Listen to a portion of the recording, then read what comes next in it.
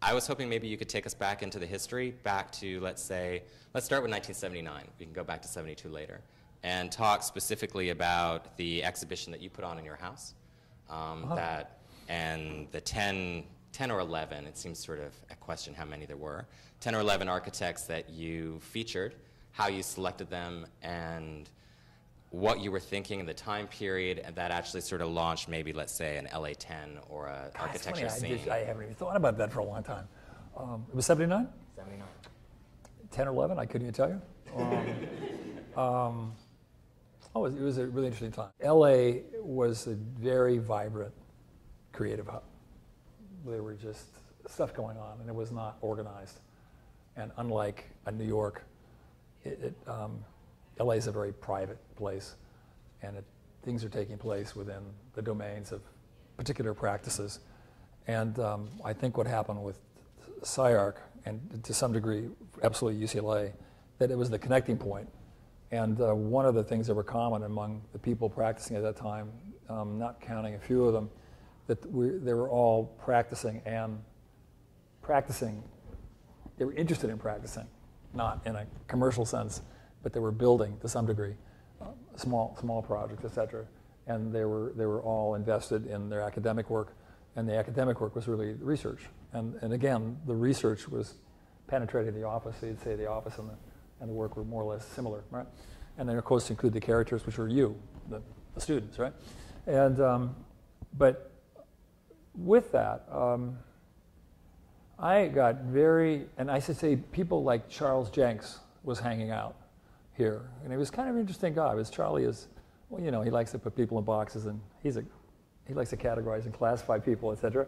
And but he was at UCLA, and he was kind of just hovering around this whole group, and there were quite a few of us. There were 15 or 20 or something, and we were kind of the same generation.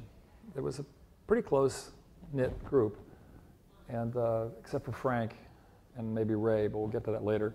But it became apparent that there seemed to need to be some connective tissue. And one of the things that were taking place, we started meeting in the evenings and had these impromptu sessions where we would invite, it was kind of an architectural rave. We invited people at the last minute, and we got together, and Charlie had something to do with that. And then we invited guests, because I remember Isasaki showed up at one, and we took turns presenting work, and we went at it, and we were looking at, some of us were probably looking at CAM and Team 10 and the type of activity that took place there. And for LA, it was kind of unusual, because again, it's a very isolated place. And then somehow, out of that general feeling, it just became apparent to me that that we were so isolated that nobody knew what was taking place except the very tiny group of architects, that it seemed to be useful to kind of show the public, or have a possibility of kind of exhibiting kind of who we were.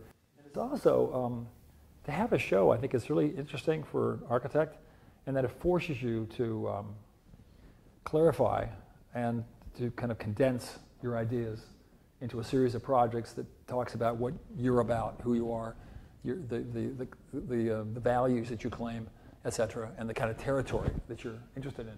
And it happened just quite, like most of my life, it just coincidentally, and said, oh, that's a nice idea, and I was in the studio, not this like this in Venice. And at that time, everybody lived down there. The whole group of us were basically in the Venice area. And the canals were fantastic, and it was very funky. It was still 60s, right? And which is a whole other place we probably won't go. But and we started this. Oh, and then what happened? I think I'm missing something. I had run into John Dreyfus, and John became the new architectural critic of the LA Times, and we hit it off. And just personally, I very, very much admired him. And of course, we knew his father, who was a famous industrial designer. And John was a neophyte. He really didn't know much about architecture. He just had an instant love affair with what was going on in LA, and had just a fantastic heart and a great sensibility. He could kind of sniff it out very quickly. You knew, right? You don't know. He was very, I can't remember, he might have even been the catalyst that said, why don't you do this? Because we'd talk, and I can't remember, it doesn't matter in a way, but we were talking, he said, this would be a great idea, and I'd like to cover it. Well, what happened, I chose, they were all, at that time, SCI-Arc, UCLA, and at the time, UCLA and SCI-Arc shared faculty, and it wasn't an organization, it wasn't, there was no organizational, it wasn't connected by the institutions.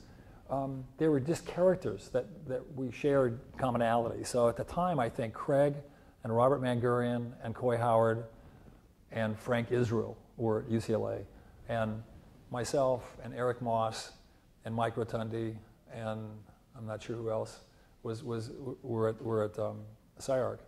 And again, we were on juries, and there's always been a connection through the process of the way we teach and through the jury process. And we're always with each other. In fact, that became actually the collective glue in LA, that we know each other because we're sitting in front of you, students, over and over again over years and years, where at this point, well, already 10, 15 years ago, you're with a group of people that you've been with for 20 years, and you're just carrying on existing conversations that have been going on, and so you all know what we represent, and we're going at it, and so you can sit down with Eric, and we're going, okay, here we go, and you're going at it, and you know exactly, or you come in and now try a new stunt, and go, I'm going to kind of come around a different way, because I'm not getting anywhere the last 4 times, and on, right? So there was this really a very kind of strong connection between all of us, and anyway, it just led into this show. Well, what happened with John, which was incredible, I think it was the first time in LA, he got interested in it and covered every show.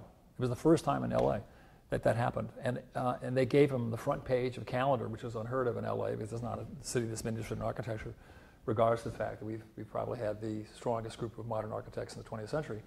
If you look at New York and LA, there's not even a close call.